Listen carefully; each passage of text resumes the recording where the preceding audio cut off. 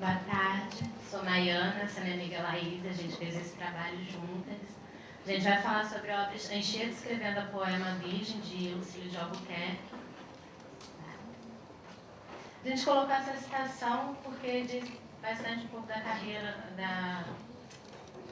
do estilo, não do estilo, mas do desenrolar artístico dele, né? Não tem propriamente estilo predileto, pinto com o mesmo entusiasmo a marinha e a paisagem. Todavia, confesso-lhe que fico mais satisfeito toda vez que realizo um quadro de ideia e faço a pensar. Só um adendo, estilo, quando ele diz aí, ele não está falando de estilo artístico, mas sim de gênero, né? Antes dele começar a carreira dele, ele nasce em Barras, no Piauí, em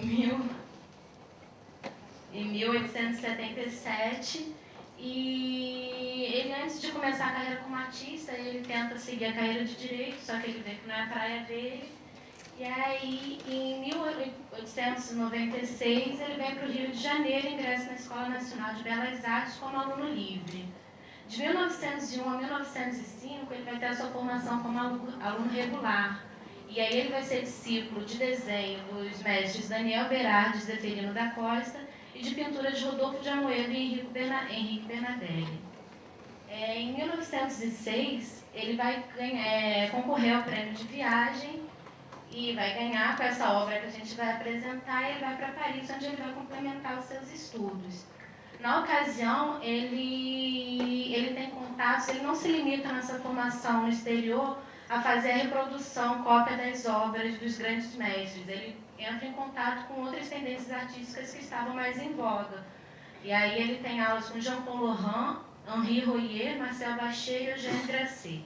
E aí, nesse sentido, quando ele retorna ao Brasil, em 1911, ele vai se firmar no cenário artístico brasileiro meio que como um elo entre a pintura oitocentista e a pintura moderna. Em 1911, ele vai assumir a cadeira de desenho figurado na Escola Nacional de Belas Artes.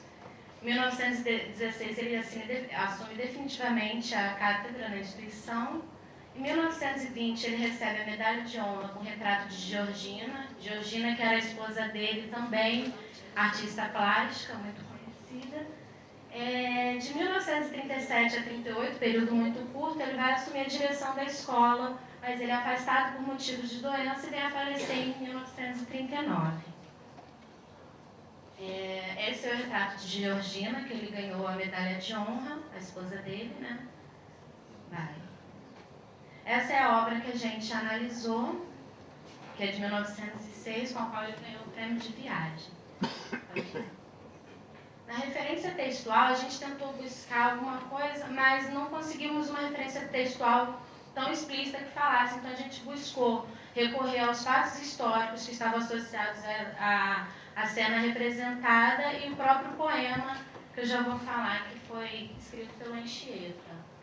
Esse momento histórico está falando do conflito da Guerra dos Tamoios, que aconteceu entre 1554 e 1567, que foi o conflito entre os tupinambás e os portugueses. E o padre Manuel da Nóbrega e o José de Anchieta estavam juntos nessas negociações de paz. Enquanto o Manuel da Nóbrega vai à capitania de São Vicente com Inhambebe, que seria o chefe da tribo Tupinambá, para dar prosseguimento às negociações de paz, o Anchieta fica como refém, cativo em Peruíbe, que é a atual cidade de Ubatuba, como refém e como uma garantia nesse trato de negociação. Nesse período que ele fica cativo, que são durante 5 meses, ele segundo os relatos históricos, ele decora esse poema, ele compõe ele, mas ele só decora porque ele não tinha papel para escrever.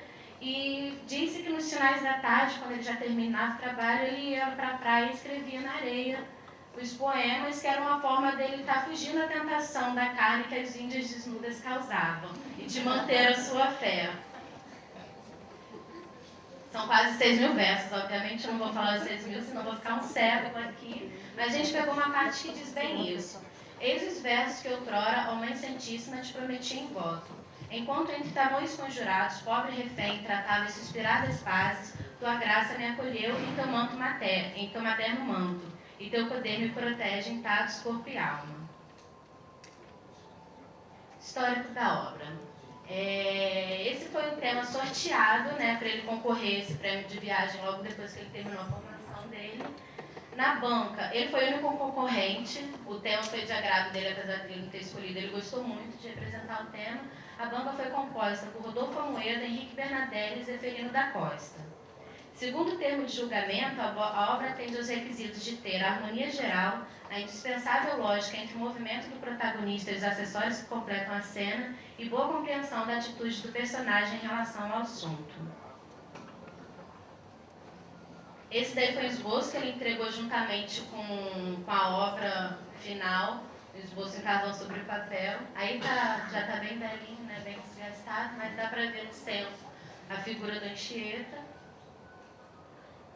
Essa crítica a gente decidiu destacar, porque o Gonzaga Turco foi um crítico de arte muito importante, e eu acho que ele narra bem como é que ele fez essa obra. Fez opostos nos seus momentos de meditação à beira-mar, quando ao cair da tarde ia compor seus versos que escrevia na areia. Com a apurada leitura sobre o assunto, compulsando memórias, histórias e ficções referentes ao companheiro de Nóbrega, reconstruiu o tipo e a compôs nas suas minúcias.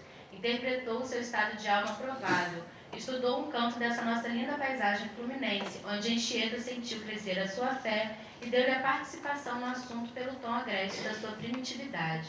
A obra foi unanimemente aprovada e deve-se dizer que raros concursos têm sido tão justamente premiados como esse.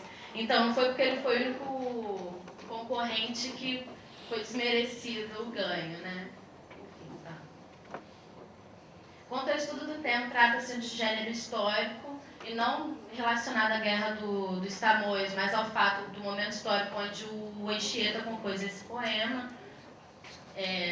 Faz uma alusão à literatura brasileira, né? Aí Lucílio procura sempre em seus quadros reproduzir um símbolo, pintar um estado de alma, gravar um instante da tumultuosa vida humana. E aí a gente consegue ver bem no quadro que ele dá ele trata de uma forma bem subjetiva e pessoal, que ele coloca toda a expressão, ele dá mais ênfase à expressão do Anchieta, ao invés do ato de escrever. E aí a gente coloca a representação condiz com o tempo e localização geográfica relacionados ao fato histórico, porque pode passar para a cena. Tá ruim a imagem, mas dá para ver, que tenta representar o final de tarde. Eu coloquei também para comparar com a obra de Benedito Calixto, que representa seria o mesmo tema, só que você vê que Benedito Calixto dá ênfase ao próprio ato de escrever, enquanto Lucílio de Albuquerque, ele está dando mais ênfase ao estado emocional provável de Anchieta no momento que compunha esses poemas, o poema Virgem. No estudo da forma, a gente vê que o que predomina aí são as linhas de forças diagonais, que seria uma composição piramidal. Isso dá bastante estabilidade e harmonia à obra, né? O que facilitou talvez ele ser tão bem recebido pela crítica. No tratamento pictórico, a gente vê uma questão do preciosismo acadêmico, né? Aqui a imagem não está tão boa, mas você vendo a obra pessoalmente, você vê que no rosto e nas mãos, no primeiro plano da obra, você vê que ele trabalha com bastante detalhe, o preciosismo acadêmico mesmo. Já no fundo, a gente vê os contornos mais difusos. Ali assim, se vocês não conseguem perceber, mas é uma gaivota, e aí não está tão bem definida. E isso já aponta como se fosse uma futura influência que ele vai receber do impressionismo. O tratamento espacial, ele trabalha com profundidade ilusória e obtém os volumes com claro e escuro. Aí, antes, só para finalizar minha fala, eu queria dar um depoimento assim, como eu sou uma daquelas alunas que eu não conhecia o Museu Dom João VI, achei muito bacana chegar lá e conhecer. E quando a gente teve as obras sorteadas, eu de início eu não gostei da minha obra. Nós não gostamos. A gente falou assim, poxa, tanta gente com obras mais legais, temas mitológicos, etc e tal. Aí eu fiquei logo com a Anchieta. Aí quando a gente começou a nossa pesquisa mesmo, a gente foi se aprofundando, eu fiquei apaixonada tanto pela Anchieta, que levou a gente até a conhecer o Museu do Ingá, que tem boa parte das obras dele, estão lá. Do Lucílio, não é do Anchieta.